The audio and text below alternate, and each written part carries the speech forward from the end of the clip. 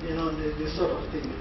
And the other one is, since people are asking, and there's a demand for Sharia compliant, you should also disclose the reason why they are delisted or listed. Because you just give a list, approved, non-approved. But when they go off or on, especially the values thing, you should give reasons why they are delisted or why they are listed back. Therefore, this will have better disclosure and transparency. Transparency is better. Thank you. So that's the question. Two questions and two suggestions. The first one was, do you consider a liability sign? Second, what do you mean by negative values?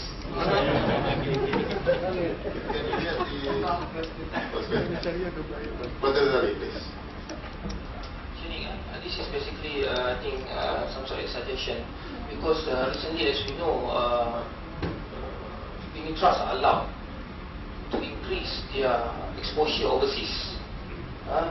Certain percentage of NAB, I'm not so sure what's the quantum. Say again? 30%.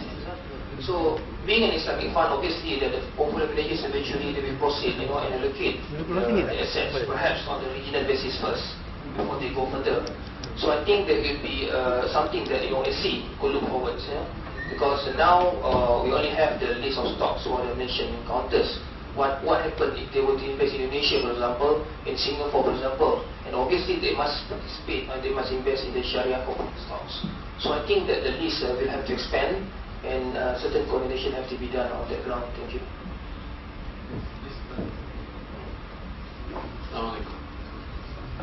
My question is any listed company or any company, can they directly approach the SAC, or do they have to go through the Securities Commission? And the second part of the question is, can the public directly deal with the SAC as well? The third question would be, is will the SAC provide advice to international corporations, if possible? Thank you. There's one more. Yeah, that's fine. Dr. Rahim, don't forget, I have one. Okay. Perhaps, Dr. Maria first. Sorry. Assalamualaikum warahmatullahi wabarakatuh. This is pertaining to your slide, on page 14. You give the Sharia guidance on investment in non-approved securities. Now, my main worry is about price of stock that persistently fall. Meaning to say, the fund managers have got to wait till the cost of the investment, until they reach the cost of the investment before they dispose of it. But if a share or counter persistently has a fall in prices, then they are not acting in the best interest of the unit trust holders.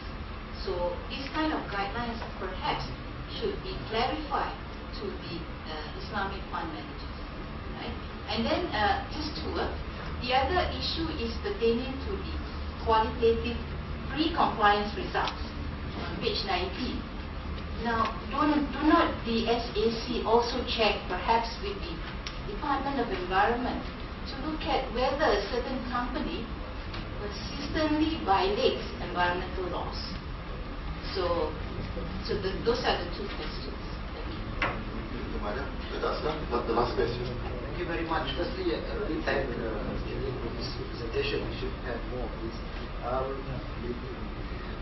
My question is in relation to the terminology that is used by nearly all players in the financial markets, this term of Shari'ah advisory committee. Life is not the law. Law is not the attire of life. And similarly, if you want to see that something is Islamic or not Islamic, I think it is probably not right for us to limit it only to the law.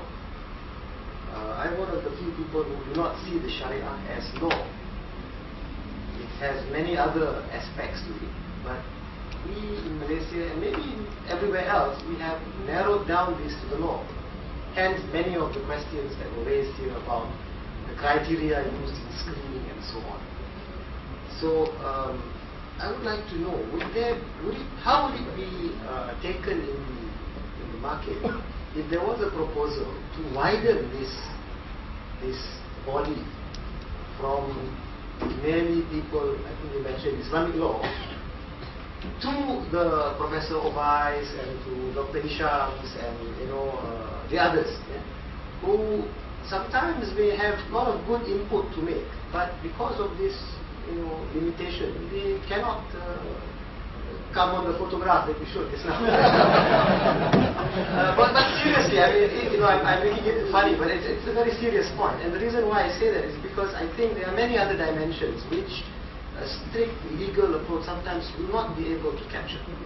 And we may have to go to the other dimensions if we really want to get an Islamic advisory board.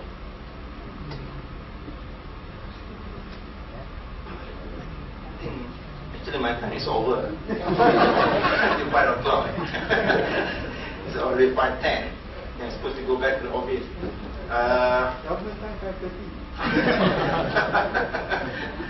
Anyway, I always tell myself that I work with FC because I'm doing national service. So it's semak negara juga lah. Because I didn't get the opportunity to attend the semak negara training camp.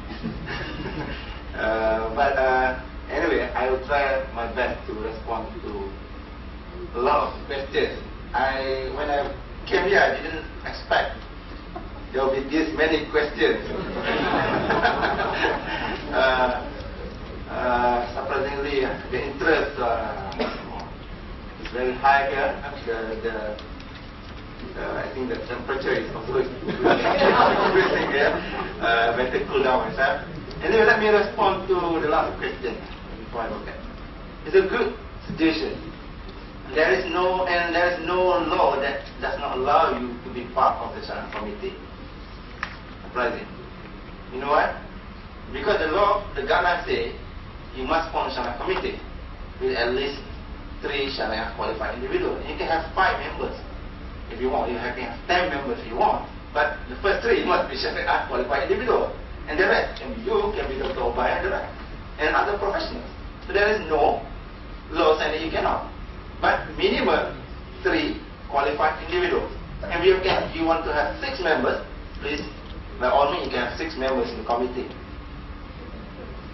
But the other 3 cannot be registered with us, but they can still serve the fund, the company. Let me just clarify, why of the 8 here, nobody, Oba is not there? I am here.